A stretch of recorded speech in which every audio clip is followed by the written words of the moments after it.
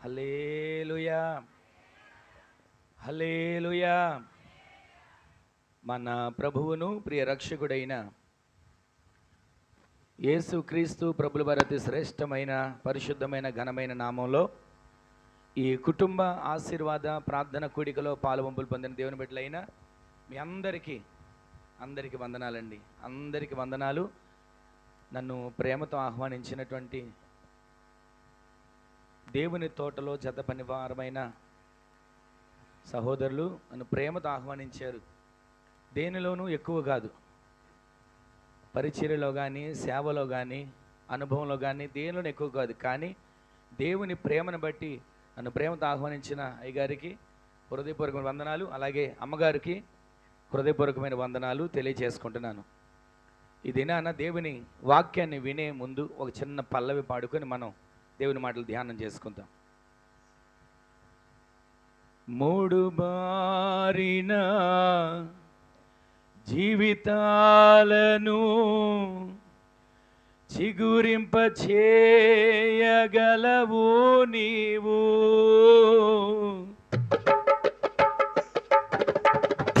మూడు బారిన జీవితాలను చిగురింప చేయగలవు నీవు. మారా అనుభవం మధురముగా మార్చగలవు నీవు. మారా అనుభవం మధురముగా మార్చగలవు నీవు. మహోన్నతుడా నీ కృపలో నేను నివసించుట నా జీవిత ధన్యతయున్నది. మనసారా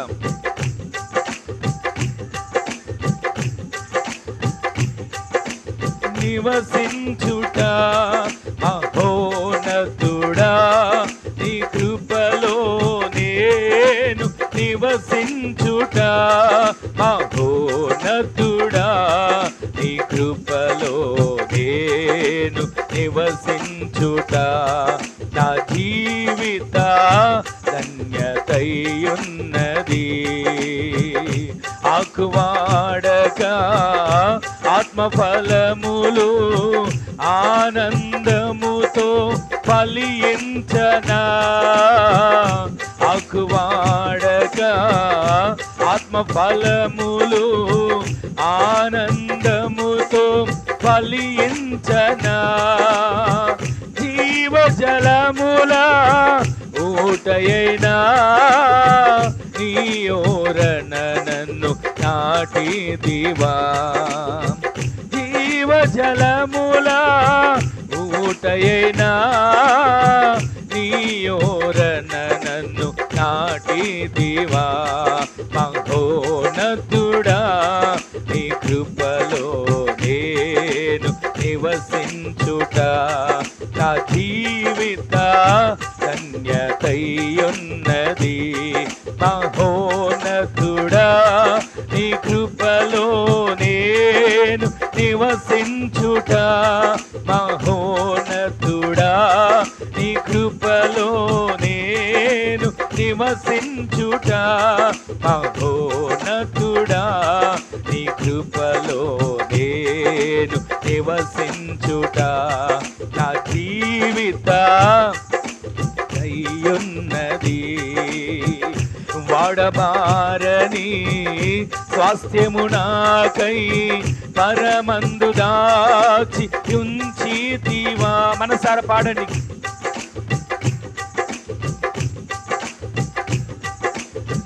పరమందు దాచి వాడబారని స్వాస్థ్యము నాకై పరమందు దాచి ఉంచితివా. వాగ్దాన ఫలము అనుభవింప నీ కృపలో నన్ను పిలచితివా. వాగ్దాన ఫలము అనుభవింప నీ కృపలో నన్ను పిలచేదివా.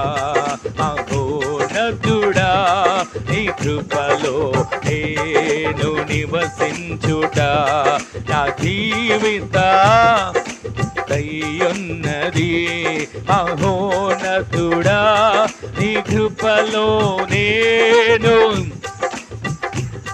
మహోన్నతుడా నీ కృపలో నేను, మహోన్నతుడా నీ కృపలో నేను. మీ స్వరాలు వినబడాలి.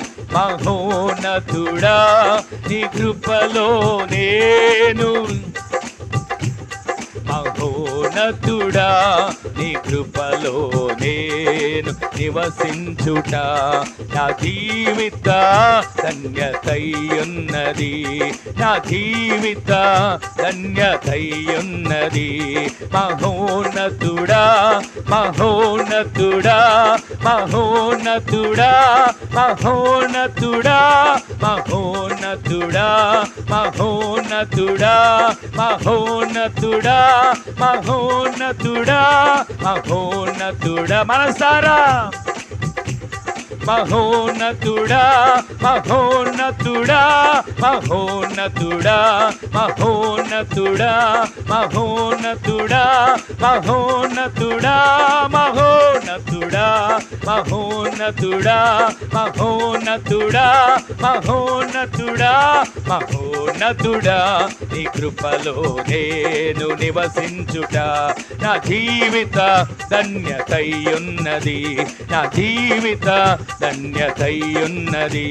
నా జీవిత ధన్యతయున్నది. నా జీవిత ధన్యతయున్నది. నా జీవిత ధన్యతయున్నది.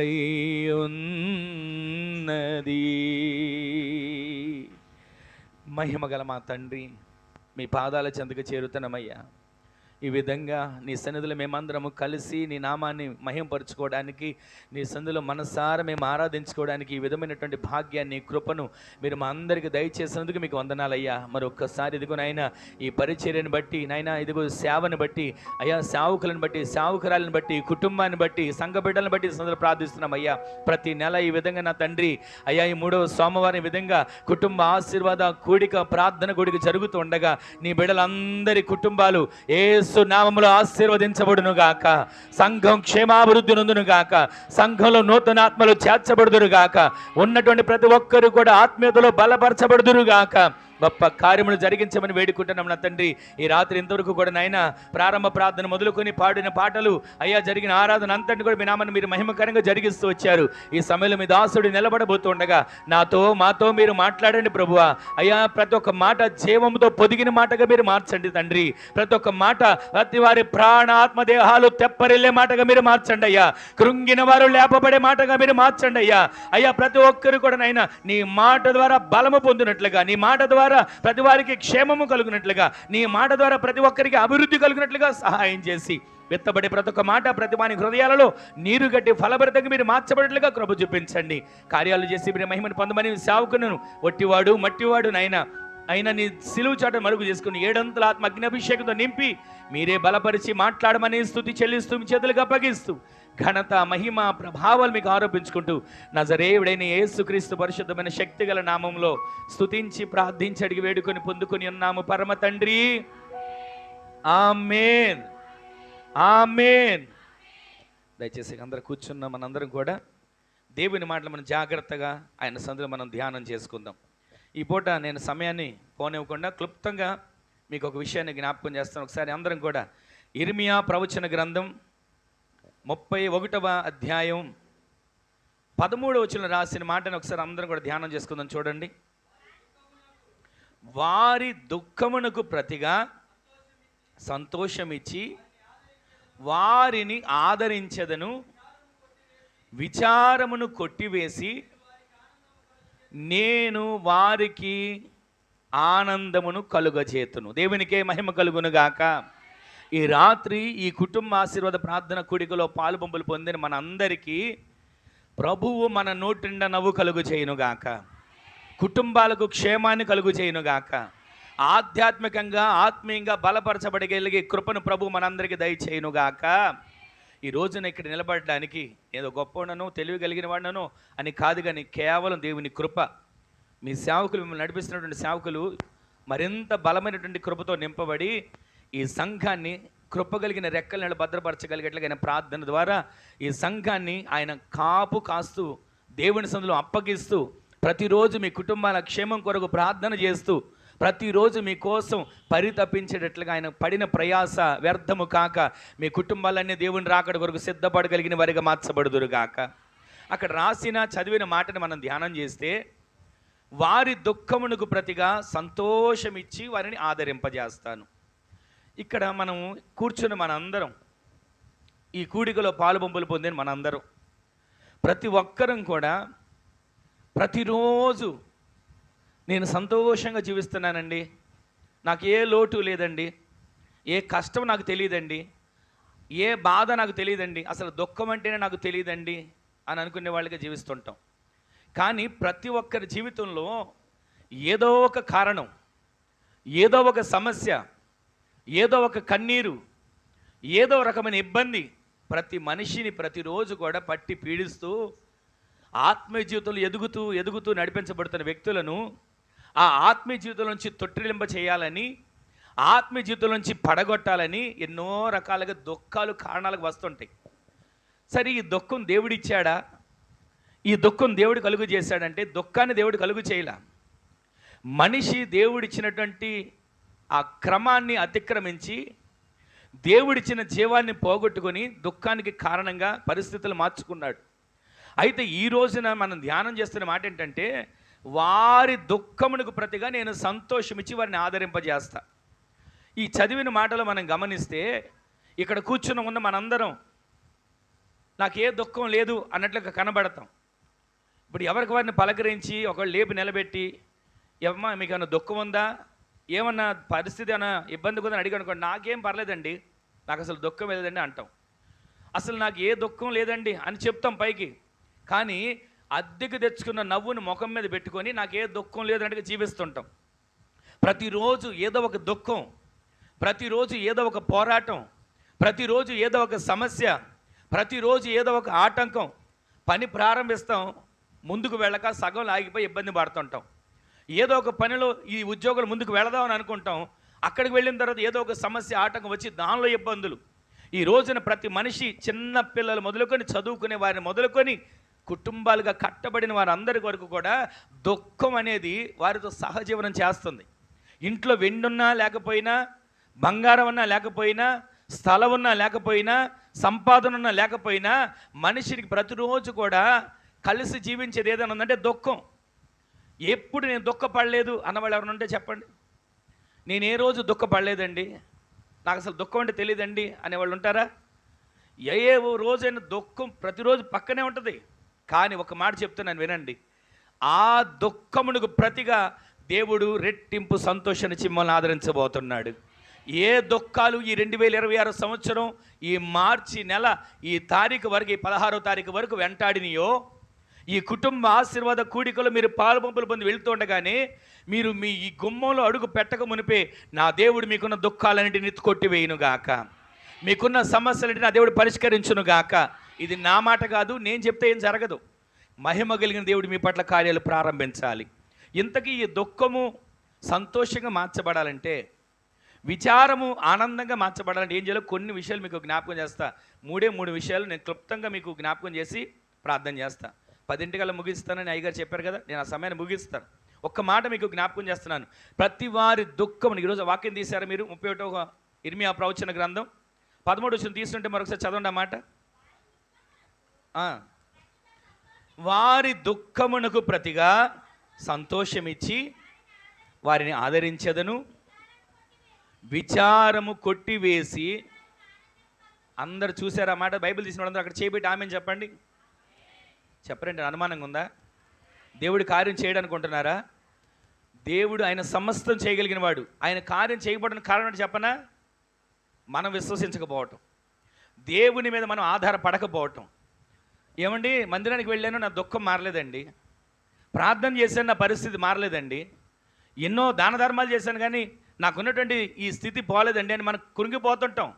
అసలు ఇవన్నీ చేయడం కంటే కూడా మనము ముందు దేవుని మీద ఆధారపడుతున్నామా? సన్నిధికి వచ్చాం, ప్రార్థన చేయించుకున్నాం, ఆయన సన్నిధిలో ప్రార్థన చేసాం, పాడాం, ఆరాధించాం, వాక్యాన్ని విన్నాం, కానీ దేవుని మీద విశ్వసించగలుగుతున్నామా? దేవుడు నాకు ఈ కార్యాన్ని చేయగలడు. పరిశుద్ధ గ్రంథం ఉంది కదా, మనలో ఎంత విశ్వాసం ఉండాలంట? అందరికీ తెలుసు కదండి. ఆవగింజంత విశ్వాసం ఉంటే చాలు, ఈ కొండని ఎత్తి చెప్పరేంటండి, సముద్రంలో పడమంటే పడుతుందా లేదా? ఏమండి, సముద్రంలో పడమని చెప్పడానికి మాట బాగానే ఉంది, కానీ కొండ ఎక్కడ, ఎత్తబడ్డం ఎక్కడ, సముద్రంలో పడ్డం ఎక్కడ? ఆ అవిశ్వాసం చాలదా కార్యం జరగకపోవడానికి? ఈ రోజున దేవుడు మన ఎడల కార్యాలు చెయ్యాలి అని ఆయన ఆశపడుతున్నా సరే, మనమేమనుకుంటే తెలుసా, అయ్యా ఇంత కార్యం జరగడం నీ వల్ల కాదు, నా వల్ల కాదులే, కానీ ఏదోలే మనం ఇలా జీవించేస్తున్నాం, ఏదోలే ఇలా కొట్టుకెళ్ళిపోతున్నాం, ఏదో రకంగా నడిపించబడిపోతున్నాం, మనం సరిపెట్టుకుంటున్నాం. ఆయన కార్యాలు చేయడానికి సమర్థుడే, మనమే విశ్వసించడానికి మాత్రం ముందు ఉండలేకపోతున్నాం.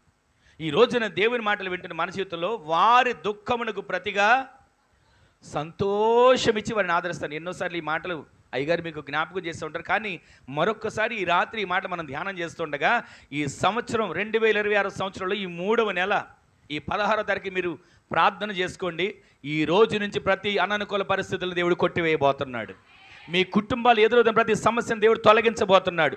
ఇక మీద దుఃఖం దుఃఖం దుఃఖం అని బోర్డు కనపడదు. దుఃఖము కొట్టివేయబడబోతుంది, దుఃఖము తొలగించబడబోతుంది. అక్కడ రాసిన మాట ఏంటి? మీ దుఃఖమునకు ప్రతిగా, వారి దుఃఖమునకు ప్రతిగా ఇక దుఃఖం కాదు, ఇక ఏమవబోతుంది? సంతోషం మీ కుటుంబాల్లో కలుగునుగాక. ఆ సంతోషం ఎక్కడ ఉంటుంది? మనందరూ తెలిసిన మాట 16-11 కీర్తన గ్రంథం ఉంటుంది కదా, నీ సన్నిధిని చెప్పరేంటండి, నీ సన్నిధిని ఏముంది? సంపూర్ణ సంతోషమును, నీ కుడి చేతిలో నిత్యము సుఖములు.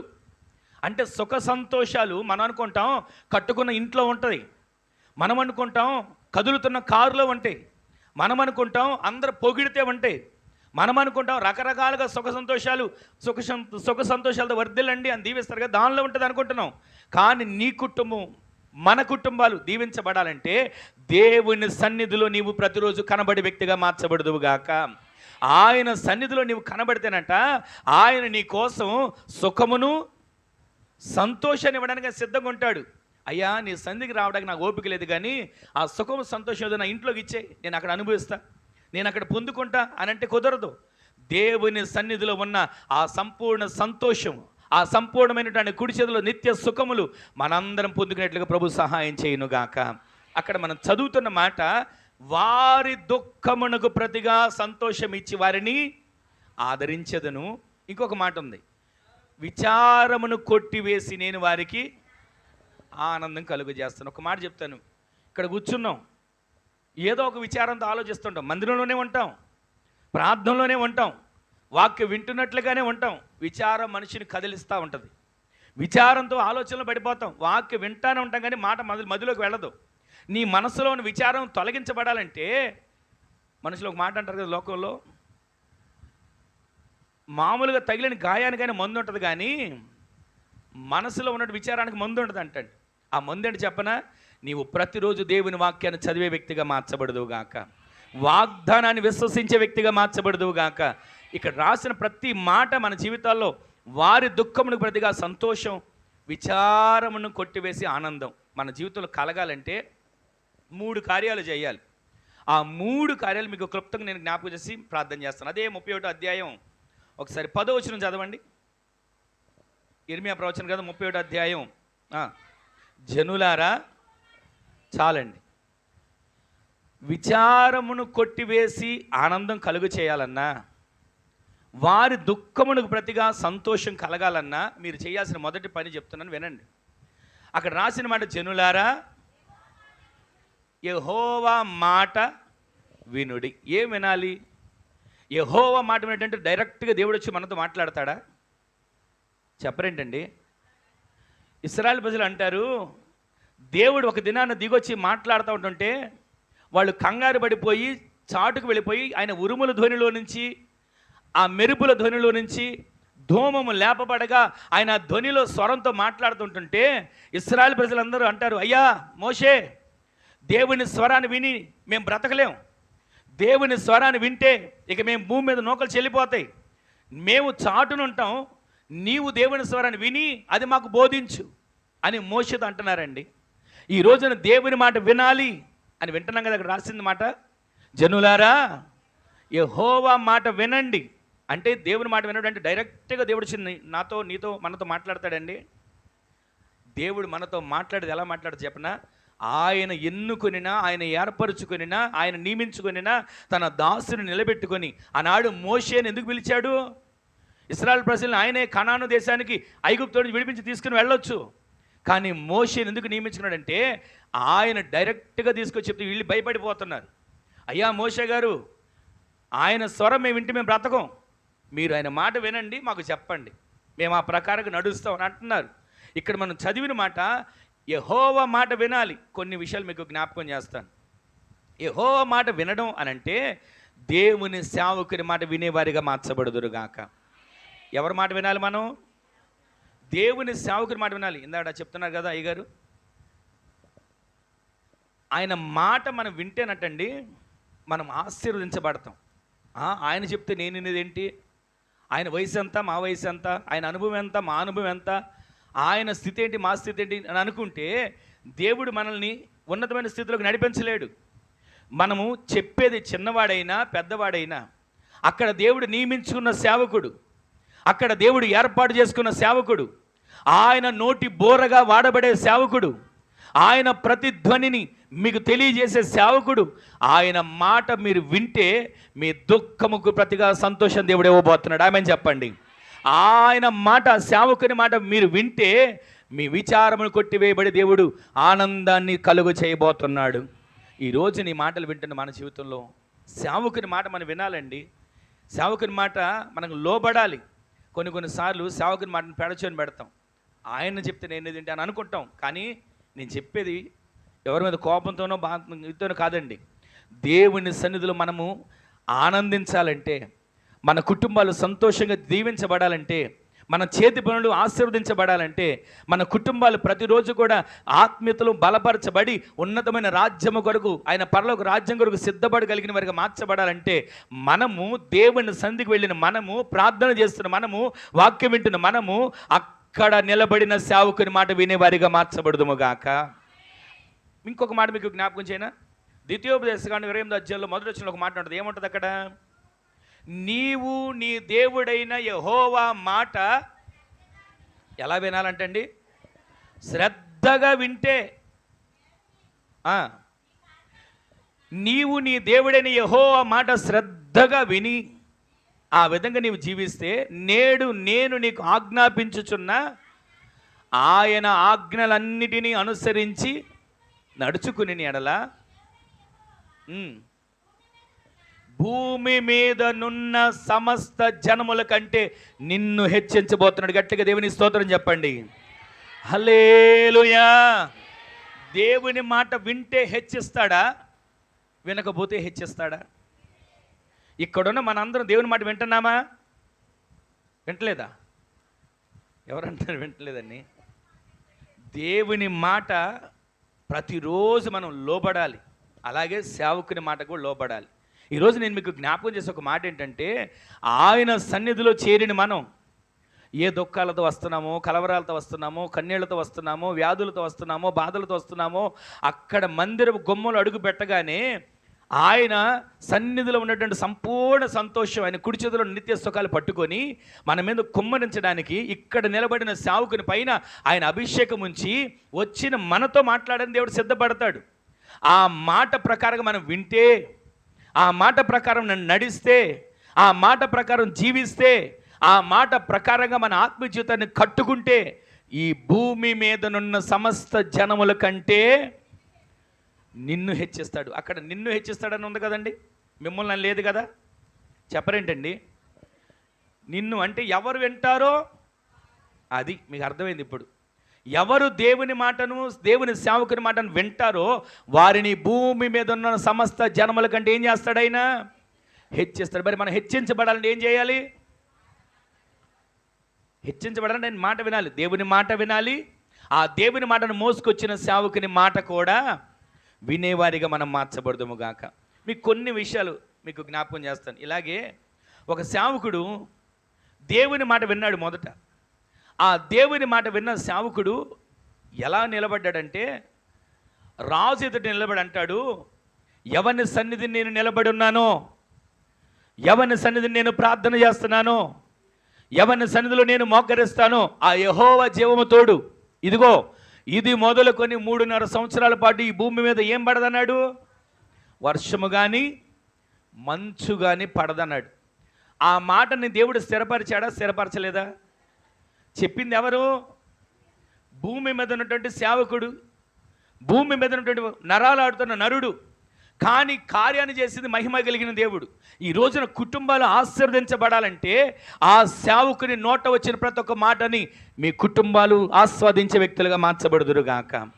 పరిశుద్ధ గ్రంథంలో ఉంది కదండి, నేను నా సేవకుని మాటను చెప్పరేంటండి, వినలేదు ఎప్పుడు? నేను నా సేవకుని మాటను ఏం చేస్తాను? రూఢిపరుస్తాను. ఆమె చెప్పండి. సేవకుడు మనసారా మీ కుటుంబాన్ని దీవించాడు అనుకోండి, ఆ కుటుంబం దీవించబడుతుంది. సేవకుడు మనసారా మీ కుటుంబం కోసం చేతులెత్తి ప్రార్థించాడు అనుకోండి, ఆ ఇల్లు ఆశీర్వాదకరంగా మార్చబడుతుంది. ప్రతిరోజు సేవకుడు చేసే పని అంటే చెప్పనండి, ప్రతి కుటుంబాల కోసం దివారాత్రం ఆయన సందులో జ్ఞాపకం చేస్తారండి. కుటుంబం కోసం చేస్తారో చేయరో తెలియదు కానీ, పిల్లల కోసం చేస్తారో తెలియదు కానీ, ఆ సంఘం అప్పగించబడిన సంఘం కోసం, వెంబడిస్తున్న విశ్వాసుల కోసం ప్రార్థన చేయకుండా మాత్రం ఉండరు. ఆమె చెప్పండి. ఎందుకని? పరిశుద్ధ గ్రంథం ఉంటుంది, మేము గనక, సమూయేలు గారు అంటాడు, మేము గనక మీకోసం ప్రార్థన చేయకపోతే ఏం చేసినట్టు? పాపం చేసినట్టు. అందుకే ప్రతిరోజు కూడా ఆయనకి లెక్కప్ప చెప్పాలని ప్రతి సేవకుడు ఇక్కడ ఆయన సందులు దివారాత్రం అప్పగించబడిన ప్రతి కుటుంబానికి జ్ఞాపకం చేస్తాడు. ఇలాగే నేను ప్రతిరోజు కుటుంబాల కోసం ప్రార్థన చేస్తుంటే మా అమ్మాయి అనేది, మా కోసం అసలు ప్రార్థన చేయడు అని అనేదండి. చాలాసార్లు అంది, మా కోసం ప్రార్థన చేసిన మాకు తెలియదు అని అంటుండేది. అయితే విశ్వాసులు మొదట వారి కోసం చేయాలి, ఆ తర్వాతే కుటుంబం, ఆ తర్వాతే బిడ్డలు, ఆ తర్వాతే సేవకుని కోసమైనా.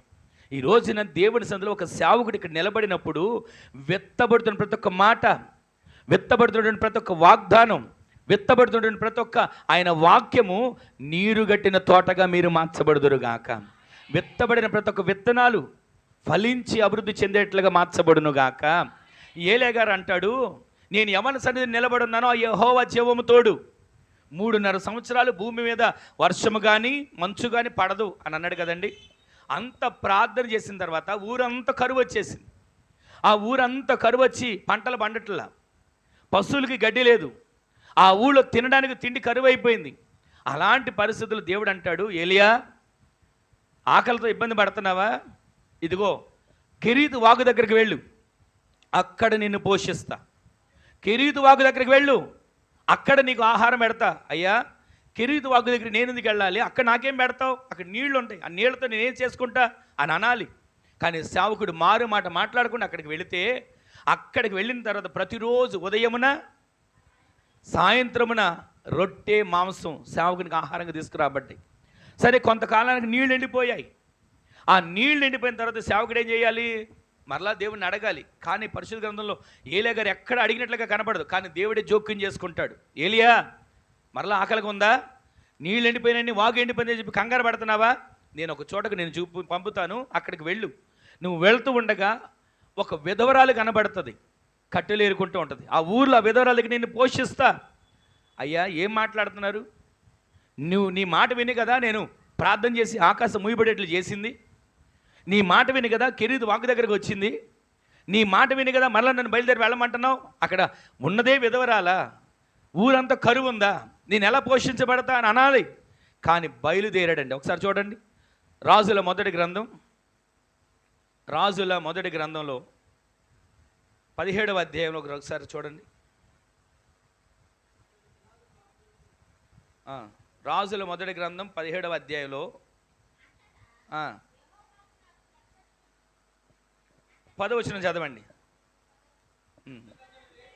అందుకతడు లేచి సారెపతునకు పోయి పట్టణపు గవని యొద్దకు రాగా ఒక విధవరాలు అచ్చట కట్టెలు ఏరుచుండుట చూచి ఆమెను పిలిచి, త్రాగుటకై పాత్రతో కొంచెం నీళ్లు నాకు తీసుకుని రమ్మని వేడుకొన్నాడు. ఇక్కడ వరకు మనకు తెలిసిన చరిత్రే కదా, చాలాసార్లు మీరు విన్నదే, మరలా జ్ఞాపకం చేస్తున్నా.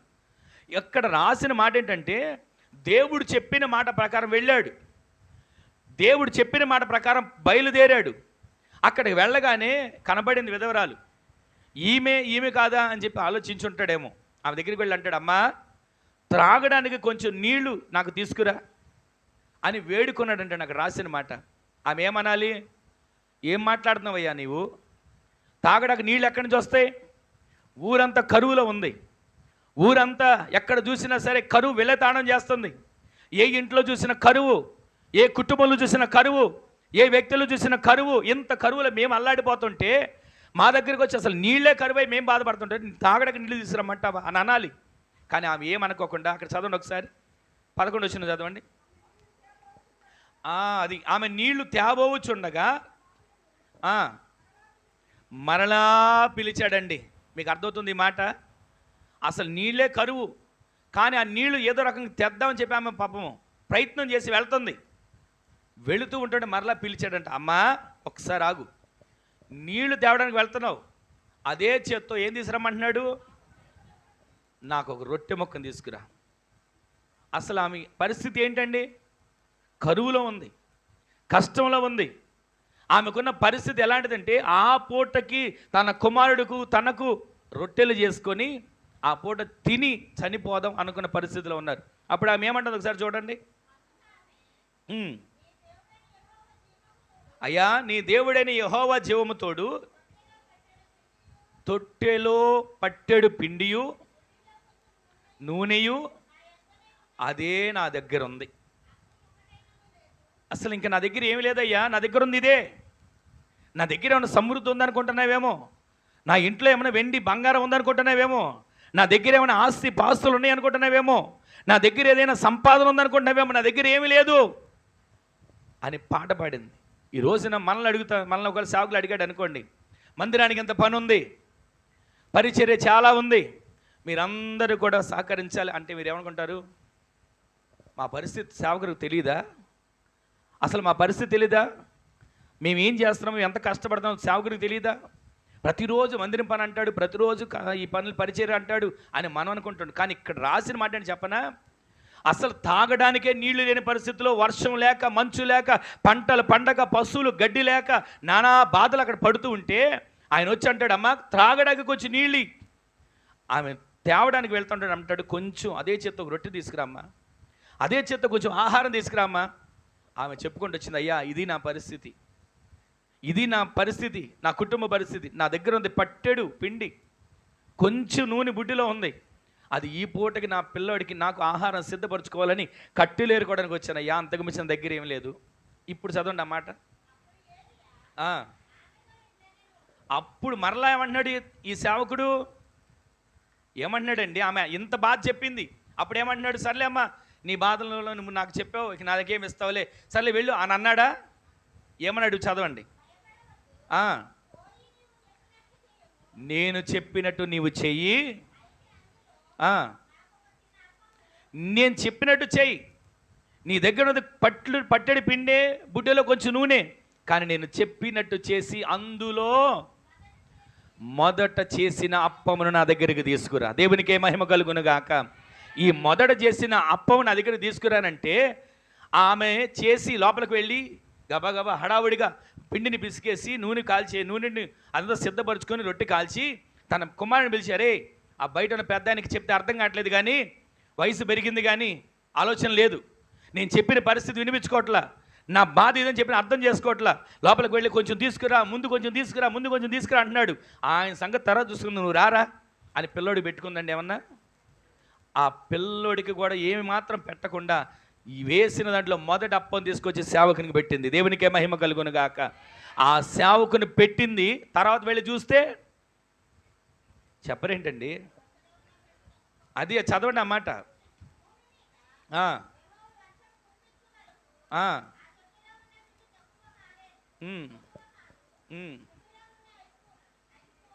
పదహారు వచ్చిన చదవండి. ఏలియా ద్వారా సెలవిచ్చిన ప్రకారము తొట్టిలో ఉన్న పిండి తక్కువ కాలేదు. దేవునికే స్తోత్రము కలుగును గాక. ఈ రోజున మీకు కొన్నిసార్లు సేవకుని మాట కష్టంగా అనిపించవచ్చు, సేవకుని మాట భారంగా అనిపించవచ్చు, సేవకుని మాట మనకి కొన్నిసార్లు నాకే చెప్తాడేంటండి, నేనే కనబడుతున్నానా, నన్నే టార్గెట్ చేశాడని అనుకుంటాం. కానీ ఆ సేవకుని మాటకు లోబడిన కుటుంబం ఎలా ఉంది, ఆ సేవకుని మాటకు లోబడిన ఆ ఇల్లు ఏ విధంగా దీవించబడింది. ఒకరోజు కాదండి, ఎన్ని రోజులు పెట్టింది? 3.5 సంవత్సరాల పాటు పోషించిందండి ఆ ఇంట్లో దేవుడి కార్యం. ఈ రోజున నీవు నేను దేవునికి ఇచ్చేదానిలో, దేవునికి చేసే పనిలో మనుషులను చూసి కాదు, మనకున్నటువంటి స్థాయిని చూసి కాదు, దేవుని సన్నిధిలో హృదయపూర్వకంగా నీవు విత్తితే, హృదయపూర్వకంగా నీవు చేయగలిగితే, ఆ చేసిన దాన్ని మర్చిపోటకు దేవుడు అన్యాయస్తుడైన దేవుడు కాడు. మొదట దేవుడు ఏం చేస్తాడు చెప్పనా? కయీను హేబేలు అర్పణ తీసుకొచ్చారు. వారు తీసుకొచ్చిన అర్పణలో దేవుడు మొదట ఏం చూశాడు చెప్పనా? మీరు చదువుతులకే జ్ఞాపకం చేస్తా. ఆ 4వ అధ్యాయంలో ఉంటుంది, దేవుడు కయీనును అతని అర్పణను చూశాడు, హేబేలును అతని అర్పణను చూశాడు. అంటే మొదట దేవుడు ఏం చూస్తాడు? అర్పణ కాదు, మనల్ని చూస్తాడు. మనం ఇచ్చే దాంట్లో మనం అనుకుంటాం కొన్నిసార్లు నేను కాబట్టి చేశా, నేను కాబట్టి తెచ్చా అని. కానీ అది కాదు, మనల్ని చూడాలి దేవుడు, నీ హృదయాన్ని చూడాలి. చూసి దేవుడు పోషించేటట్లుగా కార్యాలు జరిగించునుగాక. వాస్తవానికి మనందరూ చదివిన మాటలో ఆమె లోపలికి వెళ్ళి కుమారుని పిలిచి కడుపు నిండా పెట్టుకొని, అయ్యా ఏమి లేదయ్యా ఇదే మిగిలింది అనొచ్చు. కానీ మొదటి అప్పం తీసుకురా, మొదట నీవు నా దగ్గరికి తీసుకురా, ఆ తర్వాత నువ్వు నీ పిల్లడికి నీకు కానీ చేసుకుందు కానీ అని అన్నాడు. 3.5 సంవత్సరాల పాటు ఆ ఇంట్లో బుడ్డిలో నూనె తగ్గలేదు, తొట్టిలో పిండి తగ్గలేదు. ఈ రోజున దేవుని సన్నిధిలో నీవు దేవునికి ఇచ్చే దాంట్లో కానీ, దేవుని చేసే దాంట్లో కానీ నీవు దేవునికి హృదయపూర్వకంగా చేస్తే నీ ఇంట్లో కానీ నీ కుటుంబంలో కానీ కొదువు అనేది రాకుండా నా దేవుడు చేయబోతున్నాడు. నీవు ఏం చేయాలో చెప్పనా? మొదట దేవుని మాటను మోసుకొచ్చిన ఆ సేవకుని మాటకు లోబడి వ్యక్తిగా మార్చబడదువు గాక. సేవకుని మాట వింటే నీ ఇంట్లో నూనె తగ్గదు, సేవకుని మాట వింటే నీ బుడ్డిలో పిండి తగ్గదు, ఆ నూనె తగ్గదు, తొట్టిలో పిండి తగ్గదు. ఆ విధమైనటువంటి కుటుంబంలో సమృద్ధిని దేవుడు దయచేయునుగాక. అలా మనం గనక జీవించగలిగి చేయగలిగితే ప్రతిరోజు ఏమండి, ఇప్పుడు వచ్చాడండి డబ్బుల కోసం చెప్పాడు అనుకోకండి, ఇది డబ్బుల గురించి కాదు, అది మీరు ఇస్తారు ఎవరో మీ విషయం అది. కానీ దేవుడు మనకు తెలియజేసిన మాట మన దీవెనికి రహస్యం, మన ఆశీర్వాదానికి రహస్యం, మనం ఆత్మీయతలు ఎదగడానికి రహస్యం. అది చెప్పకపోతే మీరు తెలుసుకోకపోతే ఎలా? ప్రతిరోజు కూడా మనము సేవకుని మాట విని, ఏమండి నేను చెప్తున్నారు కదా మీరు వింటున్నారా అని అనొచ్చు. మేము ఈ రోజు వరకు కూడా అండి, నేను 2001లో దేవుని సన్నిధికి నడిపించబడ్డా. ఆ రోజు నుంచి ఈ రోజు వరకు మా సేవకుని ఎదుటి మేము నిలబడి ఉంటుంది తప్ప, ఏ రోజు కూర్చోవడం కూడా తెలియదు మాకు. ఆయన ఎదుటి నిలబడ్డం, ఆయన చెప్పింది చేయడమే అంతే తప్ప, అయ్యా ఎలాగో అలా చేస్తాం అని చెప్పడం ఉండదు. ఎందుకని మీకు మాట జ్ఞాపకం చేస్తానంటే, సేవకుని మాట విని మనం బయలుదేరితే మనకు ఎదురయ్యి అక్కడ ఆటంకాలను కూడా దేవుడు మనకు అనుకూలంగా మార్చబోతున్నాడు. సేవకుని మాట విని మనం ప్రయత్నాలు మొదలు పెడితే మనకు అక్కడ ఉన్నటువంటి అడ్డుగోడలను కూడా దేవుడు తొలగించబోతున్నాడు. సేవకుని మాట విని నీవు కనుక ఏ పని మొదలుపెట్టినా, సేవకుని మాట ప్రకారం నువ్వు ఏ కార్యం చేయదలిచినా దేవుడు దాన్ని సఫలపరిచేట్లుగా సిద్ధపరచబోతున్నాడు. ఈ రోజున అక్కడ ఆమె మాట వినింది, వెంటనే జరిగిందంటే చెప్పనా? కరువు కాలమంతా ఊరంతా కరువు ఉంది, ఊరంతా కరువు వెలతాడం చేసింది. కానీ మాట విన్న ఇంట్లో సమృద్ధి ఉంది. ఆమెను చెప్పండి. మాట విన్న ఇంట్లో లోటు లేదు. ఆమెను చెప్పండి. మాట విన్న ఇంట్లో ఏమాత్రం కొదువు అనేది కనబడలేదు. ఆమెను చెప్పండి. వారి పిల్లడు ఆమె అనుకుంది ఒక్క పూట తిని చనిపోదాం, ఒక్క పూట విని కుటుంబంలో మనం అయిపోయింది జీవితం అనుకుంది. కానీ 3.5 సంవత్సరాలు కరువుల్లో పోషించబడేట్లుగా నా దేవుడు చేసింది. దానికి కారణం మాటకు లోబడింది, కారణం మాటకు విధేయత చూపించింది, కారణం ఆ మాట ప్రకారంగా చేసింది. ఇంకొక మాట మీకు చెప్పనా? 3 రోజులు యేసుక్రీస్తు ప్రభువు వారు ప్రసంగం చేశారో చేయలేదండి? ఎక్కడ? కొండ మీద. ఇంకా నయ్యం పరిశుద్ధ గ్రంథాలు అంటారు అనుకున్నా. కొండ మీద చేశారు ప్రసంగం. చేసిన తర్వాత ఆ 3 రోజులు అయిపోయిన ప్రజలు వెళ్ళిపోతున్నారు. వెళ్ళిపోయేటప్పుడు ఆయన అనుకున్నాడు, వీళ్ళందరికీ ఆహారం పెట్టండి. 3 రోజులు ఈ జీవపు మాటలు వెంట ఆకలి మర్చిపోయారు కదా, ఈ జీవపు మాటలు వెంట దాహం మర్చిపోయారు కదా, ఈ జీవపు మాటలు వెంట వాళ్ళకున్న పనులు పని పాటలు అన్నింటిని మర్చిపోయి మాటలు వింటూ ఉన్నారు కదా. ఇప్పుడు ప్రయాణం చేసేటప్పుడు మూర్చిల్లిపోతారేమో, వీరందరికీ ఆహారం పెట్టండి అంటే వాళ్ళు ఏమన్నారు? చెప్పరేంటండి? వాళ్ళందరూ ఏమన్నారు? పాట మనకు తెలిసిన పాటగా. ఏం పాట అది? లేదు లేదు. ఎంతసేపు కూడా లేదు అనే పాటే. వాళ్ళు కూడా అదే పాట పాడారు. ఆ లేదు అనే పాట పాడగానే ఆయన ఏమన్నా తెలుసా? వాళ్ళందరిలో మీ దగ్గర ఎవరి దగ్గర ఏముందో కనుక్కోండి అంటే అందరూ కూడా కూటానికి వచ్చిన వాళ్ళు రొట్టెలు తెచ్చుకున్నారు, కూటాలకు వచ్చిన వాళ్ళు ఆహారం తెచ్చుకున్నారు. 3 రోజులు కొంతమంది కూర్చున్న వాళ్ళు కూర్చున్నట్లుగా ఉన్నారు, మాటలు వింటూనే ఉన్నారు, తినేశారు. కానీ ఒక్క పిల్లోడు మాత్రం దేవుని జీవపు మాటలు వింటూ ఆకలి మర్చిపోయాడు. ఆమెను చెప్పండి. ఈ రోజున దేవుని సన్నిధికి వచ్చిన మనం మన ఆత్మీయ జీవితానికి సరిపడే ఆహారాన్ని మనం భుజించి వెళ్ళాలండి. ఆత్మీయ జీవితం ఒకవేళ వారమంతా తిరిగాం, శనివారం ఆదివారం మందిరానికి వచ్చాం, మిగిలిన 5 రోజులు ఎక్కడ ఉంటాం? చెప్పరేంటండి? మా ఇంట్లో ఉంటామండి అంటారేమో. మిగిలిన 5 రోజులు ఎక్కడ ఉంటామండి? బయట ఉంటాం, లోకంలో ఉంటాం, పని పాటలు ఉంటాం. మరి ఆత్మకు ఆహారం ఎక్కడ దొరుకుతుంది? దేవుని సన్నిధిలోకి వచ్చిన మనం ఆ ఆహారాన్ని మోసుకుని వెళ్ళేవారిగా మార్చబడదుము గాక. మన ఆత్మను బలపరుచుకుని వెళ్ళేవారిగా మార్చబడదుము గాక. ఇంటి దగ్గర ఉన్నప్పుడు నీరసం అయిపోయి ఎక్కడికి వచ్చినా కూడా నీరసం అయిపోతే ఉపయోగం ఉంది? ఒకసారి నీరసంగా ఉన్న వాళ్ళందరూ గట్టిగా హల్లెలూయా చెప్పండి. ఎంత బాగా చెప్పారండి. ఒప్పుకున్నారు, నీరసంగా ఉన్నారని ఒప్పుకున్నారు. కానీ మీ నీరసాన్ని నా దేవుడు తొలగించును గాక. వాక్యమని ఆహారం చేత మీకు బలాన్ని దేవుడు దయచేయను గాక. తర్వాత భోజనాలు ఉన్నాయిలేండి, నీరసమే పడద్దు, ఆహారం సమృద్ధిగా ఉంటుంది. ఈ రోజున ఈ మాటలు వింటున్న మన జీవితంలో ప్రతిరోజు ప్రతి క్షణం ఆయన మాటను వింటే మనము రూపాంతరం చెందేవారిగా మార్చబడదుము గాక. సారేపతు విధవరాలు సేవకుని మాట వినింది. ఏం జరిగింది? 3.5 సంవత్సరాలు కరువులో, మామూలుగా పోషించబడడం కాదు, కరువులో పోషించబడింది. ఇంకొక మాట మీకు జ్ఞాపకం చేయనా? అదేవిధంగా ఒక స్త్రీ ప్రవక్త అయిన ఎలీషా దగ్గరికి వచ్చింది. ఈ చరిత్ర రాజుల 2వ గ్రంథంలో 4వ అధ్యాయంలో మనకు కనబడదు, చూడొద్దులేండి, వినండి.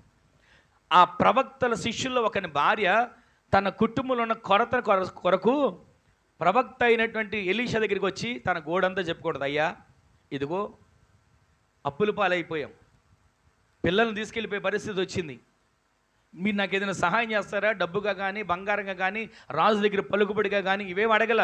ఏం చేయమంటారయ్యా, ఏం చేయమంటారయ్యా అని అడిగింది. అప్పుడు ఆయన ఏమన్నాడు తెలుసా? నీ ఇంట్లో ఏముంది? నీ ఇంట్లో ఏముందమ్మా? నా ఇంట్లో ఖాళీ కొండ ఉందయ్యా. ఆ ఖాళీ కొండలో కొంచెమే నూనె ఉంది. అయితే ఒక పని చేయి, ఊళ్ళోకి వెళ్ళి ఎక్కడెక్కడ నీకు కొండలు అరువు దొరుకుతాయో అన్ని చోట్ల తెచ్చుకొని ఇంట్లో పెట్టుకో. ఖాళీ కొండను నువ్వు వంచడం ప్రారంభించు. అప్పుడు ఏమనాలి ఆమె? అంత నిద్రపోతున్నారా? అప్పుడు ఏమందండి ఆమె? ఖాళీ కొండ వంచితే ఏమొస్తుందయ్యా? ఉన్న ఒక చొక్కు నుండి కొండకు అతుక్కుపోతుంది అని అందా? మాటకు లోబడిందండి, వెళ్ళింది, అన్ని చోట్ల కొండలు పోగు చేసుకుంది, తన ఇంట్లో పెట్టుకొని తలుపేసుకొని ఒక్కొక్క దాంట్లో కొండను వంచడం ప్రారంభిస్తే ఏమైంది? నింపబడింది. ఈ రోజుని మీరు నింపబడుదురు గాక. ఆ విధంగా నింపబడాలండి. ప్రతిరోజు వాక్యంతో మన హృదయం నింపబడాలి. వాక్యంతో హృదయం నింపబడకపోతే, హృదయం ఖాళీగా ఉంటే అది ఎవరికి స్థానం చెప్పనా? చెప్పండి, అదేనా చెప్పండి. అపవాదికి స్థానంగా మార్చబడుతుంది. నీ వాక్యం నీ హృదయంలో ఉంటే, దేవుని వాక్యం నీ హృదయంలో ఉంటే నీవు దుష్టుడిని ఎదిరించదువు గాక, సమస్యతో పోరాడుదువు గాక, వాక్యముతోనే నీవు ప్రతి దానిని జయించే వ్యక్తిగా మార్చబడుదువు గాక. ఇవన్నీ మార్చబడాలంటే నీ హృదయంలో వాక్యం ఉండాలన్నా నీవు దేవుని సేవకుని మాటను లోబడి వ్యక్తిగా మార్చబడుదువు గాక. ఇంకొక మాట మీకు జ్ఞాపకం చేస్తా. యేసుక్రీస్తు ప్రభులు వారు ఒక వివాహానికి వెళ్ళారు. వివాహానికి వెళ్ళిన తర్వాత అంతా వివాహంలో కళకళలాడుతున్న కళ్యాణం ఒక్కసారిగా ఇబ్బందికరమైన పరిస్థితి వచ్చింది. యేసుక్రీస్తు ప్రభువు తల్లి వచ్చి అంటది, అయ్యా ఇదిగో ద్రాక్షారసం అయిపోయింది, ఇక్కడ ఏదైనా ఒక కార్యం చేయవా అంటే ఆయన ఏమన్నాడు? యోహాను సువార్త 2వ అధ్యాయంలో చదువుతాడు, వినండి. ఏమంటాడు ఆయన? అమ్మా, నా సమయం ఇంకను రాలేదు అన్నాడా? వెంట నీవేమనాలి? సమయం ఇంకా రాలేదంటే వెంటయ్యా కార్యం చేయి, సమయం వచ్చేదేముంది, వచ్చింది ఇప్పుడు సమయం చేయి అని పోట్లాడిందండి తల్లి. ఏమన్నా? ఏమనలేదండి. అక్కడున్న పరిచారకులను చూసి అంటది, ఆయన మీతో ఏమి చెబుతాడో అది చెయ్యండి. ఈ రోజున ఆయన చెప్పింది చేశారు, అక్కడికి వెళ్ళారు. ఒకప్పుడు ఖాళీ బాణలే నింపబడ్డాయి నీళ్లతో, ఖాళీ బాణలే ముంచి అక్కడ తీసుకుని వెళ్ళిపోతుంటే ద్రాక్షరసంగా మార్చబడింది. ఈ రోజున మీరు మాట వింటే మీ కుటుంబాలు మధురమైన ద్రాక్షరసంగా మార్చబడతాయి. నేను వివరించట్లేదు కానీ క్లుప్తంగా ముగిస్తున్నాను, సమయం అయిపోతుందని. ఆల్రెడీ సమయం అయిపోయినట్టుంది. మనము నింపబడాలి అని అంటే మాట వినాలి. ఆశీర్వదించబడాలంటే మాట వినాలి. ఏమండి కుటుంబ ఆశీర్వాద కూడికి వచ్చామండి, ఏం ఆశీర్వాదం కలగల. కుటుంబ ఆశీర్వాద కూడికి అన్నారండి, వెళ్ళాం, ఏం ఆశీర్వాదం వచ్చింది అనేవాళ్ళు ఉంటారు. కానీ కుటుంబ ఆశీర్వాద కూడికి వచ్చిన నీవు నేను నింపబడుతున్నామా, ఖాళీగా వెళ్తున్నామా? ఇలాగేనంట వర్షం విస్తారంగా పడుతుందండి. బకెట్ నింపబడాలంటే మనం ఏం చేయాలి చెప్పరేంటండి? సరే వర్షం దాకా ఎందుకు, పంపు వదిలాం. బకెట్ నింపబడాలంటే బకెట్ ఎక్కడ పెట్టాలి? ఎలా పెడతాం? అది పట్టేటట్టు నీళ్లు నింపబడేది. అలాగని బోర్లించి పెట్టి చూడండి, ఎంతసేపు పంపు వదిలినా సరే ఏమైంది? బోర్లించి పెట్టి ట్యాంకులో నీళ్ళని ఖాళీ అయ్యేంత వరకు వదలండి, బకెట్ నిండిద్దా?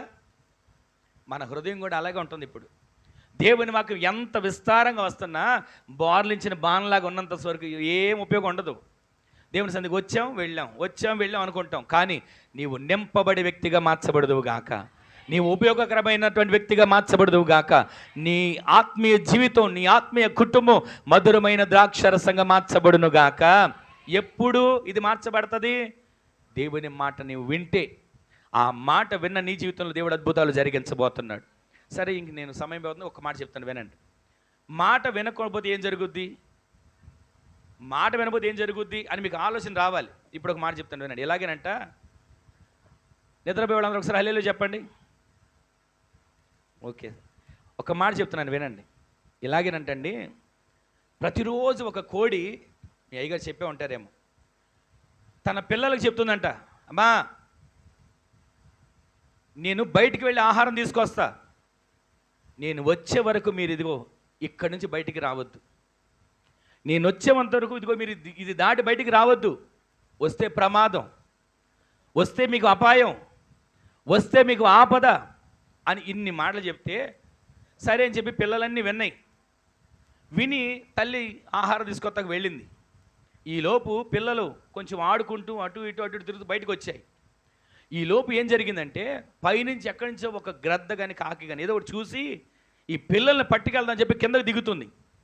అప్పుడు తల్లి కూడా ఏం చేస్తుంది? అసలు మాకు కోళ్ళే తెలియదండి, కోళ్ళు ఎలా ఉంటాయో కూడా మాకు తెలియదు అనుకుంటున్నారు కదా. తల్లి కూడా ఏం చేస్తుందండి, వాటికి అర్థమయ్యే విధంగా అపాయపు కేక ఒకటి వేస్తుంది. ఆ కేక విన్న వెంటనే కోడి పిల్లలన్నీ ఆ తల్లి రెక్కల కిందకు వచ్చేస్తాయి. సరే ఇలాగ జరుగుతుంది. అపాయం వచ్చినప్పుడు కేకేసింది, రెక్కల కిందకు వచ్చాయి. కానీ ఒక రోజున అన్నీ తిరుగుతుంటే ఒక పిల్లనికి ఉందంట, రోజు తల్లి అరవగానే మనం వెళ్ళాలి రెక్కల నీళ్ళలోకి, రోజు తల్లి అరవగానే అక్కడికి వెళ్ళి మనం దాక్కోవాలా, ఒకరోజు నేను వెళ్ళకుండా చూస్తా, ఏం జరిగిద్దో చూస్తా అని అనుకుందంటండి. ఇలాగ బయట తిరుగుతున్నాయి. వెంటనే గ్రద్ద రావడం తల్లి చూసి అపాయపు కేక వేసింది. ఆ అపాయపు కేక విన్న పిల్లలన్నీ వచ్చాయి రెక్కల కిందకి. ఒకటి మాత్రం ఏం జరిగిద్దో చూస్తా అని అనుకుందంటండి. అనుకొని హాయిగా నడుచుకుంటూ వెళ్తుంది. రానే వచ్చింది గద్ద, దాన్ని పట్టుకుని పైకి తీసుకెళ్తుంది. అప్పుడు అనుకుందంట, ఇంతకాలం తల్లి అరవగానే పరిగెత్తుకుంటూ రెక్కల నెలకు వెళ్ళాను, ఏమైంది నాకు? ఇప్పుడు చూడు ఎంత హాయిగా ఎగురుతున్నానో, ఎంత చక్కగా నన్ను తీసుకెళ్తుందో అని అనుకుందంట. పైకి ఎగురుతున్నాను అనుకునే లోపే తీసుకెళ్ళి ఒక కొమ్మ మీద పెట్టి కాలుతో పీక మీద నొక్కిందంట. అప్పుడు అర్థమైంది, ఇప్పుడు దాకా హాయిగానే వచ్చాను, ఇప్పుడు దాకా క్షేమంగానే ఉన్నాను అనుకుంది. ఎప్పుడైతే అది తొక్కిందో అప్పుడు అంటుందంట, ఇదిగో ఎందుకు నన్ను ఇప్పుడు దాకా బాగా తీసుకొచ్చావుగా, ఇంతలో ఏమైంది? నన్ను చంపబోతున్నావు అంటే, నిన్ను తీసుకొచ్చింది నీతో ఆడుకోవడానికి కాదు, నిన్ను తీసుకొచ్చింది నిన్ను ఆడించడానికి కాదు, నా ఆహారంగా మార్చుకోవడానికి అని చెప్పి దాన్ని ముక్కుతో పొడిచి చంపి తినేసింది. ఆ తర్వాత ఇంక తెలుసుకుని లాభం ఏముంది? ఇంకా తల్లికి దూరం అయిపోయి ప్రాణం పోగొట్టుకుని ఉపయోగం ఏముంది? ఇంకా ఈ రోజున దేవుని మాట వినబడినప్పుడే, సేవకుడు మనకి ఆయన వాక్కు ద్వారా మనకి దేవుని గురించి బోధించినప్పుడే, ఆ మాటకు విన్నప్పుడే మనకు ప్రతిరోజు కూడా ఒక అపాయపు కేక వినబడుతుంది. ప్రతిరోజు సేవకుడు బోర్ర ద్వారా మాట్లాడుతున్నాడు, ప్రతిరోజు దేవుడు వాక్యం ద్వారా మాట్లాడుతున్నాడు, ప్రతిరోజు దేవుడు పరిశుద్ధాత్మ ద్వారా మాట్లాడుతున్నాడు. ఇదిగో అపాయపు కేక.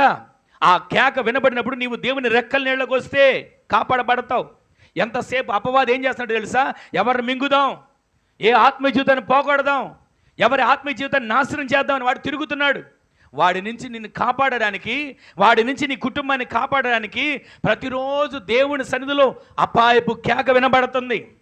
అపాయపు కేక నీకు ప్రతిరోజు వినబడుతుంది.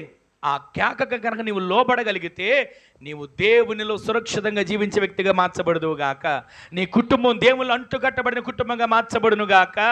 ఈ రోజున ఒక్క మాట మీకు జ్ఞాపకం చేస్తున్నా, మన దుఃఖమునకు ప్రతిగా సంతోషం ఇచ్చి ఆదరించాలన్నా, విచారము కొట్టివేసి సంతోషం మన కలగాలని ఏం చేయాలి?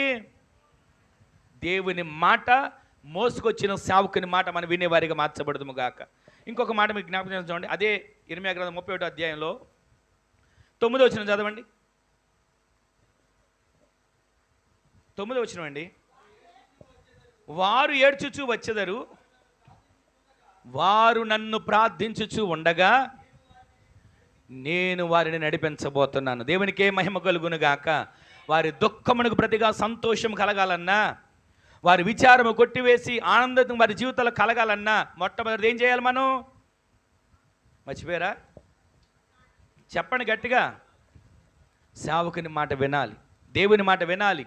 ప్రతిరోజు ఆయన మాట శ్రద్ధగా వింటేనే భూమి మీద ఉన్న సమస్త జనముల కంటే హెచ్చించబడతాం. రెండోది మనం ఏం చేయాలో తెలుసా? ప్రతిరోజు మనం ఏం చేయాలని రాస్తుంది అక్కడ, అది ప్రతిరోజు మనం ప్రార్థన చేయాలి. వారానికి ఒకరోజు కడుపు నొప్పి వచ్చినప్పుడు, సమస్య వచ్చినప్పుడు, ఎవరైనా తిట్టినప్పుడు, ఎవరైనా మన గురించి మాట్లాడుకున్నప్పుడు అప్పుడు కాదు ప్రార్థన. ప్రతిరోజు నీవు దేవునితో కలిసి ముఖాముఖిగా మాట్లాడే అనుభవంలోకి వచ్చేదువుగాక. ప్రతిరోజు ప్రార్థనేనండి. లేవియాకాండంలో ఒక మాట ఉంటుంది, బలిపీఠం మీద అగ్ని నిత్యం మండుచుండవలెను, అది ఆరిపోకూడదు. దేవునికే మహిమ కలుగును గాక. బలిపీఠం మీద అగ్ని మండకపోతే ఏమవుతుంది?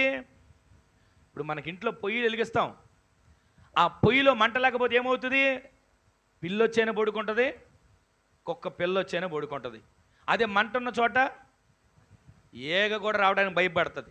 ఈ రోజున నీ ఇల్లు ఎలా ఉండాలి చెప్పనా? ప్రార్థన బలిపీఠం లాగా నీ ఇల్లు మార్చబడును గాక. ప్రతిరోజు నీ ఇంట్లో ప్రార్థన చేసే కృపచేత నీవు నింపబడుదు గాక.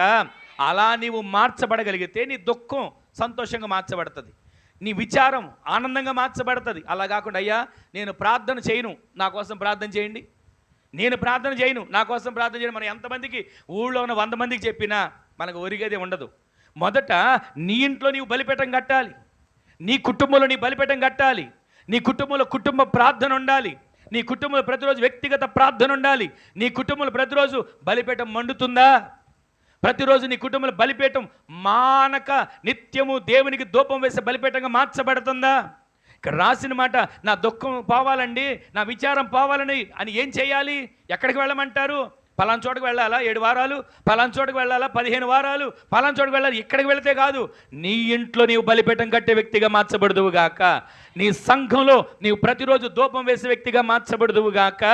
నీ ప్రార్థన ద్వారా నీ ఇల్లు కాపాడబడుతుంది, నీ ప్రార్థన ద్వారా నీ కుటుంబం కాపాడబడుతుంది. దేవుని సేవకుని మాట వినాలి. రెండోది, మన ఇంట్లో ప్రతిరోజు ప్రార్థన ఉండాలి. ఇప్పుడు దానియేలు గారికి శాసనం వచ్చింది. ఇట్టి శాసనము సంతకము చేయబడినని దానియేలు తెలుసుకున్నప్పుడు ఏం చేశాడు చెప్పనా? అసలు వచ్చిన శాసనం ఏంటనుకున్నారు?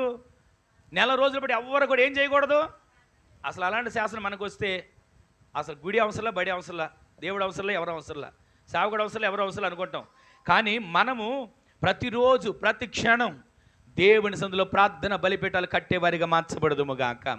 ఆ ప్రార్థన బలిపీఠాలు ఇట్టి శాసనము సంతకం చేయబడిన తెలిసి కూడా దానియేలు యథాప్రకారముగా తన గదిలోనికి వెళ్ళి యెరూషలేము తట్టు కిటికీలు తెరిచి చేతులెత్తి ప్రార్థన చేయడం మొదలుపెట్టాడు. ఆమెను చెప్పండి. ఈ రోజున మనము ఎప్పుడు ప్రార్థన చేస్తాం? ఏమంటే నాకు కడుపు నొప్పి వచ్చినప్పుడు ప్రార్థన చేస్తానండి, కడుపు నొప్పి తగ్గాలని. నాకు తలనొప్పి వచ్చినప్పుడు ప్రార్థన చేస్తాను, తలనొప్పి తగ్గాలని. ఈ రోజున నేను ఫలానా సమయం ప్రార్థన చేస్తాను అంటాం.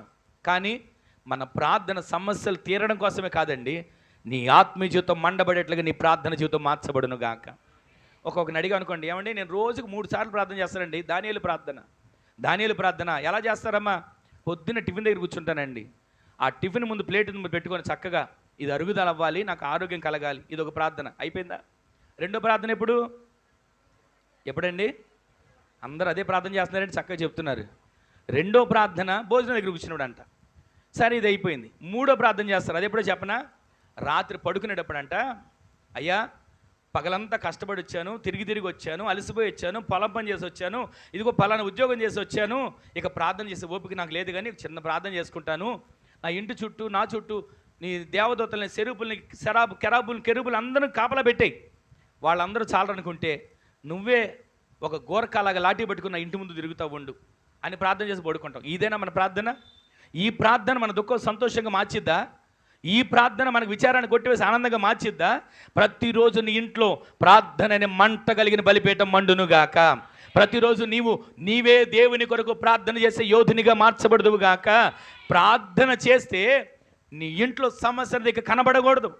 ఏమండి, ప్రార్థన పలానా చోటుకు వెళ్తే కార్యం జరుగుద్దంట, పలానా చోటుకు వెళ్తే కార్యం జరుగుద్దంట అని మనం పరుగులు తీయక్కర్లా. నీ దేవుడు నీకు ఇచ్చిన మందిరం ఉంది, దేవుడు నీకు ఇచ్చిన సన్నిధి ఉంది. అక్కడ నీవు ప్రార్థన చేయగలిగితే నీ ప్రార్థన దూపం వల్ల దేవుని సన్నిధికి చేర్చబడబోతుంది. ప్రతిరోజు ప్రతి క్షణం మా ఇంటికి కుటుంబ ప్రార్థన చాలా అవసరం అండి. ప్రతిరోజు కుటుంబ ప్రార్థన చేసుకుంటున్నామా? చెప్పండి, చేసుకుంటున్నారా కుటుంబ ప్రార్థన? అది మీ ఇష్టం, నేను అడగట్లేదులేండి. మీరు చేసుకోవాలి కుటుంబ ప్రార్థన. ఎందుకు చెప్పనండి? దుష్టుడు మన ఇంట్లోకి రాకుండా, సమస్యలు మన ఇంట్లోకి రాకుండా, అపవాది మన ఇంట్లోకి రాకుండా, అనారోగ్యాలు మన ఇంట్లోకి రాకుండా, నష్టం మన ఇంట్లోకి రాకుండా, కీడు మన ఇంట్లోకి రాకుండా మన ఇండ్లు ప్రతిరోజు ప్రార్థన బలిపీఠంగా మార్చబడాలి. కుటుంబ ప్రార్థన ఉండాలి. ఒక మాట చెప్తాను వినండి. ఈ మాట చెప్పి నేను 3 మాటకి వెళ్తాను. మన ఇంట్లో ప్రతిరోజు కుటుంబ ప్రార్థన లేదనుకోండి, ఏం జరుగుతుందో చెప్పనా? ఇలాగనంట, కొంతమంది ఎడారి ప్రాంతంలో నడుచుకుంటూ వెళ్తున్నారు. వాళ్ళ దగ్గర వస్తువులు, వస్త్రాలు, బంగారం ఇవన్నీ ఉండి వెళ్తూ ఉంటుంటే ప్రారంభంలో వాళ్ళకి ఒక మాట వినపడిందంట, అయ్యా మీరు ఎడారి ప్రాంతంలో వెళ్తున్నారు, జాగ్రత్త. ఎడారి ప్రాంతంలో బయలుదేరి వెళ్తున్నారు, దారిలో దొంగలు ఉంటారు, దోచుకునే వాళ్ళు ఉంటారు, మీ దగ్గర కొంచెం సంపద ఉన్నట్టు ఉంది, మిమ్మల్ని ఏమైనా చంపొచ్చు, ఆస్తి తీసుకోవచ్చు అని అంటే వీళ్ళందరూ భయపడుతూ ప్రయాణం మొదలుపెట్టారు.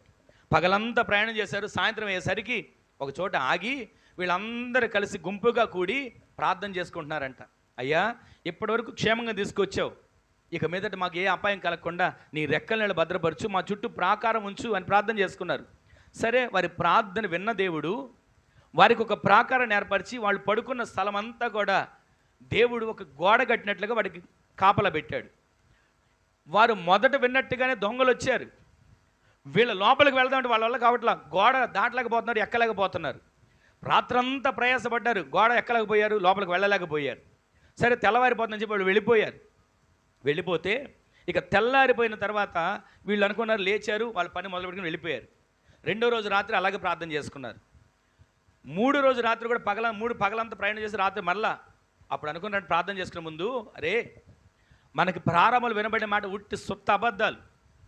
దొంగలుంటే 2 రాత్రులు మనకి దగ్గర రావాలిగా, మనకి హాని కలగజేసేవాళ్ళు, నష్టం కలుగజేసేవాడు ఉంటే మన దగ్గరికి 2 రాత్రులు రావాలి కదా. చెప్పిన మాటలన్నీ అబద్ధాలు. ఇప్పుడు దొంగలు వచ్చే పని లేదు, మనకి ఏ ఆపద కలిగే పని లేదు, మనకి ఏ ఇబ్బంది కలిగే పని లేదు కనుక నిన్న 2 రోజులు చేసినట్లుగా మనం ఏడ్చి అయ్యా మమ్మల్ని కాపాడు కాపాడు కాపాడని ప్రార్థన చేయక్కర్లా. ఒక చిన్న ప్రార్థన చేసి పడుకుంటే చాలరా, మనకి ఏ ఆపద లేదుగా అనుకున్నారు. వారు అలా ప్రార్థన చేసి పడుకుంటే కనికరం కలిగిన దేవుడు వారి ప్రార్థన విని గోడ కట్టాడు. కాకపోతే 3వ రోజు ఏం చేశాడు చెప్పనా? ఒక రంధ్రం పెట్టాడు. ఆ దొంగలు వచ్చి ఆ రంధ్రం నుంచి లోపలికి వచ్చారు. వీళ్ళందరూ మాకే బాధ లేదుగా, కష్టం ఉంటే ప్రార్థన చేసుకోవాలి, కడుపు నొప్పి ఉంటే ప్రార్థన చేసుకోవాలి, ఇబ్బంది ఉంటే ప్రార్థన చేసుకోవాలి, అప్పులుంటే ప్రార్థన చేసుకోవాలి అనుకున్నారు. లోపల వాళ్ళు పడుకొని ఉంటే ఒక్కొక్కళ్ళ మెడ మీద కత్తి పెట్టి లేపారు. అప్పుడు వాళ్ళు కళ్ళు తెరుచుకొని దొంగలు ఎక్కడి నుంచి వచ్చారని కంగారు పడిపోతుంటే వాళ్ళు అడుగుతున్నారంట, రాత్రి గోడలా కడుతున్నారు, తెల్లవారికి రాళ్ళని ఏం చేస్తున్నారు, రాత్రి అంతా గోడ ఎలా కట్టుకోగలుగుతున్నారు చెప్పండి, ఆ విషయం చెప్పండి చాలు, మీ డబ్బు అవసరం, మీ బంగారం అవసరం అంటే అప్పుడు కళ్ళు తెరుచుకున్నారు. మా కుటుంబ ప్రార్థన మాకు ప్రాకారంగా ఉందా, మా కుటుంబ ప్రార్థన ఏ శత్రువుని మా ఇంట్లోకి రానివ్వకుండా ప్రాకారంగా ఉందా, మా కుటుంబ ప్రార్థన ద్వారా మేము సురక్షితంగా ఉన్నామా అని వాళ్ళు తెలుసుకోగలిగారండి. ఈ రోజున నేను చెప్పేది అంటే చెప్పనా, మన ఇంటికి ప్రాకారం, మనకి సరిహద్దులో గోడ కట్టుకుంటే కాదు, మనకు గుమ్మం చక్కటి ఉన్నతమైనటువంటి టేకుతో కట్టుకుంటే కాదు, నీ ఇంటికి ప్రార్థన అనే ప్రాకారాన్ని కట్టుకునే వ్యక్తిగా నీవు మార్చబడదువుగాక. ఆయన ప్రాకారం నీకు కలిగేటట్లుగా నీ ఇంట్లో ప్రతిరోజు ఏముండాలి? ప్రార్థన అనే ప్రాకారం కట్టుకోగలిగే వ్యక్తిగా మనందరికీ దేవుడి కృపను అనుగ్రహించునుగాక.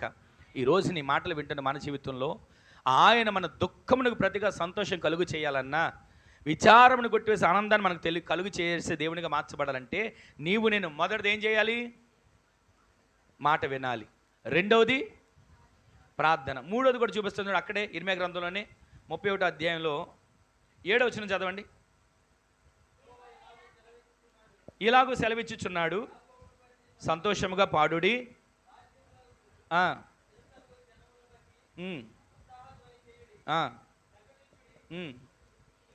ప్రకటించాలి, దేవుణ్ణి స్తుతించాలి. గట్టిగా దేవునికి మహిమ కలుగును గాక. హల్లెలూయా. నీవు మూడో పని ఏం చేయాలి చెప్పనా? ప్రతిరోజు దేవుని గురించి ప్రకటించాలి. అలాగే నీవు నీ నోటితో ఏం చేయాలి? రాసింది కండి, చెప్పండి. స్తుతించాలి. స్తుతి ఎప్పుడు చెల్లిస్తాం? ఏదైనా మేలు కలిగినప్పుడు. మేలు కలిగినప్పుడు మాత్రమే కాదండి, ప్రతిరోజు. ఈరోజు దేవుడు మనకి ఆరోగ్యం ఇచ్చాడు, ఈరోజు బ్రతకడానికి కృపనిచ్చాడు, ఈరోజు లేవడానికి ఇంకొక రోజును చూడడానికి అవకాశం ఇచ్చాడు. దానిని బట్టి మనం స్తుతించే వారిగా మార్చబడదుము గాక. ప్రతిరోజు దేవుడు నీ పట్ల చేసిన మేలులు, ప్రతిరోజు దేవుడు నీ పట్ల చేసిన ఉపకారాలు, ప్రతిరోజు దేవుడు నీ పట్ల చేసిన కార్యాలు నీవు అనేకులు ఎదుట ప్రకటించే వ్యక్తిగా, స్తుతించే వ్యక్తిగా మార్చబడదువు గాక. ఇక నేను చెప్పట్లేదు కానీ మీకు చివరి మాట అదే, మూడో మాట చెప్పి నేను ప్రార్థన చేస్తాను. మొదటిది మనం ఏం చేయాలి చెప్పండి అందరు గట్టిగా. ఆయన మాట వింటే నీ దుఃఖం సంతోషంగా మార్చబడుతుంది. ఆయన మాట వింటే నీ విచారం కొట్టివేయబడి ఆనందంగా మార్చబడుతుంది.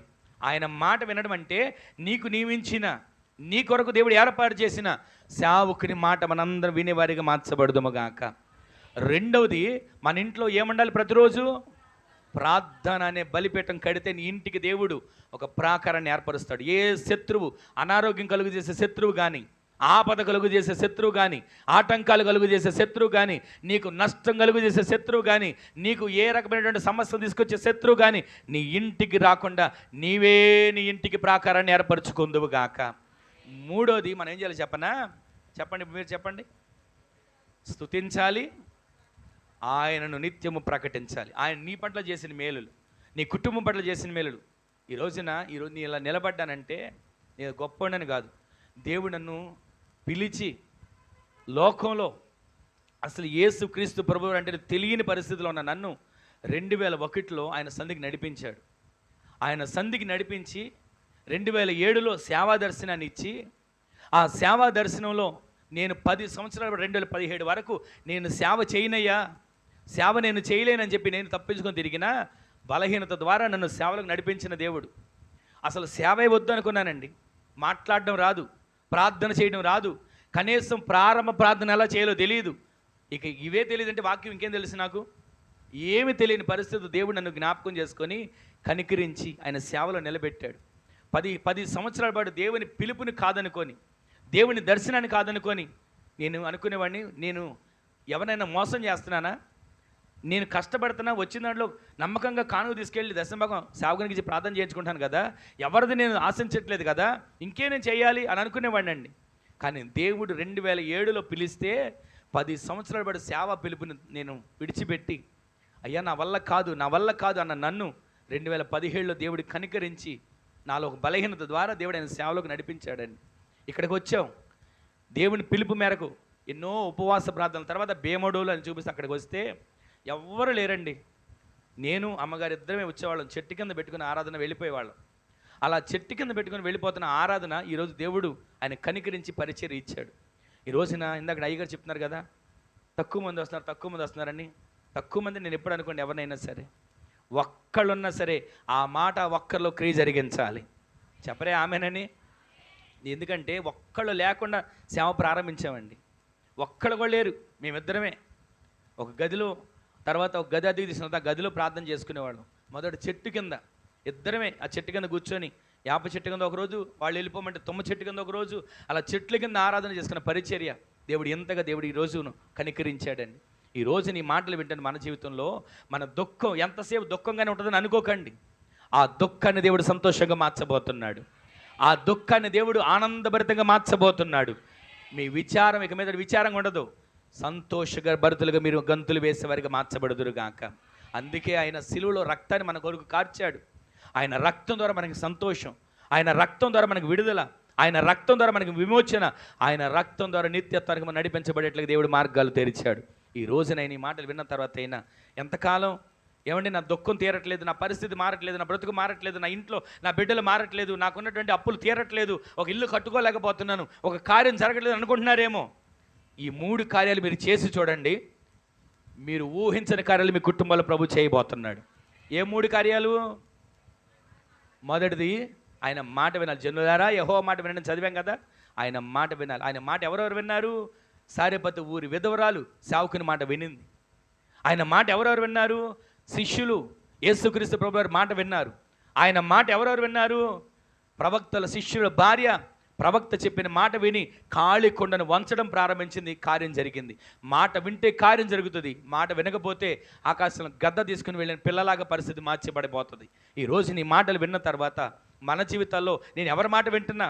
నేను ఎవరి మాట వినండి, ఎవరి మాటని లెక్క చేయను అనుకుంటున్నామేమో. నీవు నేను దేవుని మాట వినేవారిగా మార్చబడదుము గాక. ఆయన మాట శ్రద్ధగా విన్నవారు ఈ భూమి మీద నున్న సమస్త జనముల కంటే హెచ్చించబడబోతున్నారు. ఈరోజు నేను హెచ్చించబడాలని ఆశ ఉందా? నన్ను దేవుడు హెచ్చించాలని ఆశ ఉందా? ఆమె చెప్పండి. దానికి కూడా కొంతమంది చెప్తున్నారు.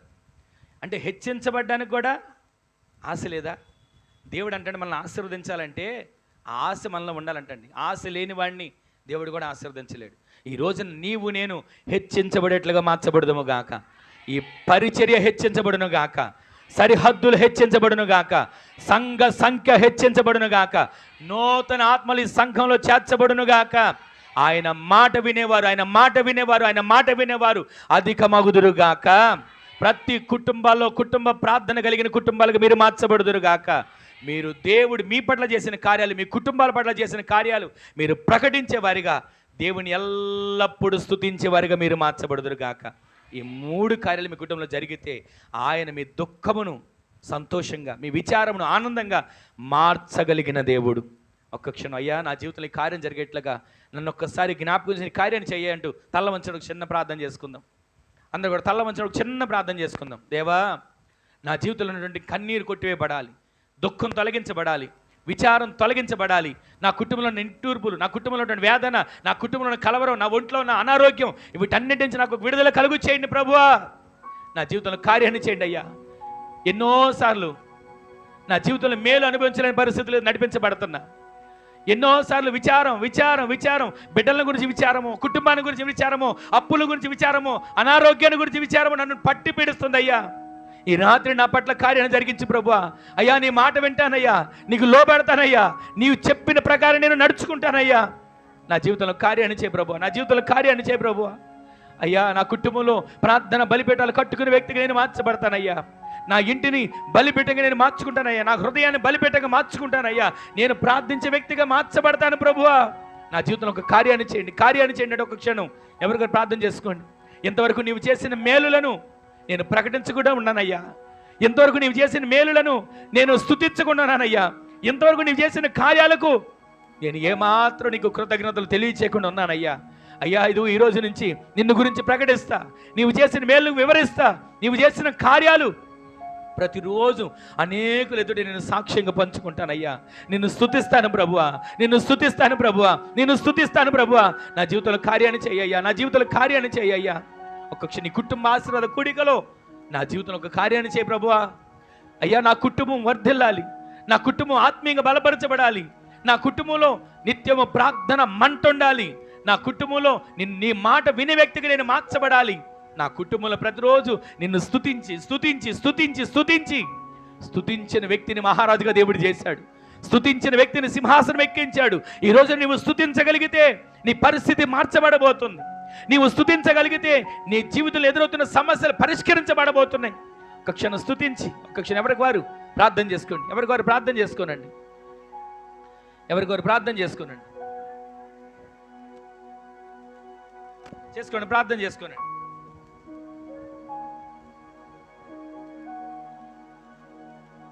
శ్రేష్టమైన మాటలు ప్రభు మనతో మాట్లాడుతూ వచ్చాడు. ప్రభు మనల్ని ఎంతగానో బలపరుస్తూ వచ్చాడు.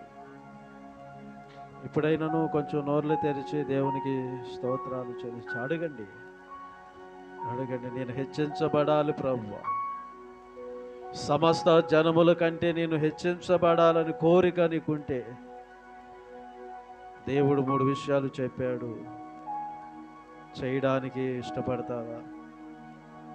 మొదటిది, దేవుని మాట వినడానికి నువ్వు ఇష్టపడు. దేవుడు ఏదైతే చెప్పాడో, సేవకుని ద్వారా ఏదైతే మాట్లాడాడో, సారెపతి విధవరాలు ఆశీర్వదించబడింది. 3.5 సంవత్సరాల కాలము పోషించబడుతూ వచ్చింది. సమృద్ధిగా, అసంతృప్తిగా కాదు, చాలని విధంగా కాదు కానీ సమృద్ధిగా దేవుడు ఆమెను పోషించాడు. శిశువుల భార్య ఒక ఆమె వచ్చి ప్రభువుని అడిగింది, ప్రవక్తను అడిగింది, అయ్యా ఏం చేయమంటావంటే దైవజనుడు చెప్పిన మాట ఆమె వింద గనుక ఆమె అప్పులన్నీ తీర్చబడి స్థిరపరచబడడానికి ఇష్టపడతావా? దేవుని సన్నిధిలో స్థిరపరచబడడానికి ఇష్టపడతావా? కుటుంబ ప్రార్థన చేయడానికి ఇష్టపడతావా? ఒక తీర్మానం చేసుకో. ముగించబోతున్నాను అమ్మా, ముగించబోతున్నానక ఒక తీర్మానం చేసుకోండి. కుటుంబంలో ప్రార్థన వినబడాలి, అగ్ని నిత్యము మండుచూ ఉండాలి. మూడవది, దేవుడు చేసిన కార్యాలను ప్రకటన చేస్తాయి. నిర్ణయం తీసుకో. పరిశుద్ధుడా, నీకే వందనాలు స్తోత్రాలు చెల్లిస్తున్నాను ప్రభువా. ఈ కుటుంబ ఆశీర్వాదపు ప్రార్థన కూడికై నీ సేవకులు మా మధ్యకు పిలిచి మాతో మీరు మాట్లాడిన విధానమును బట్టి నీకు వందనాలు స్తోత్రాలు ప్రభు. మీరు పలికిన ప్రతి మాట మా జీవితంలో మా కుటుంబంలో స్థిరపరచబడునుగాక. నీ నామం, నీ వాక్యానుసారముగా మేము దీవించబడుదుముగాక. నీ నామములో నీ సేవకులు అడుగుపెట్టి నీ పరిచర్యను సంఘాన్ని మీరు దీవించి ఆశీర్వదించండి. నీ సేవకులు చేస్తున్న పరిచర్యను కూడా మీరు దీవెనగా మీరు చేయండి ప్రభు. విస్తరింప చేయండి, అభివృద్ధిని మీరు దయచేయండి, గొప్ప కార్యాలు మీరు జరిగించి మహిమను తెచ్చుకొనమని యేసు క్రీస్తు పరిశుద్ధ నామమున ప్రార్థించి వేడుకుంటున్నాము తండ్రి. ఆమేన్.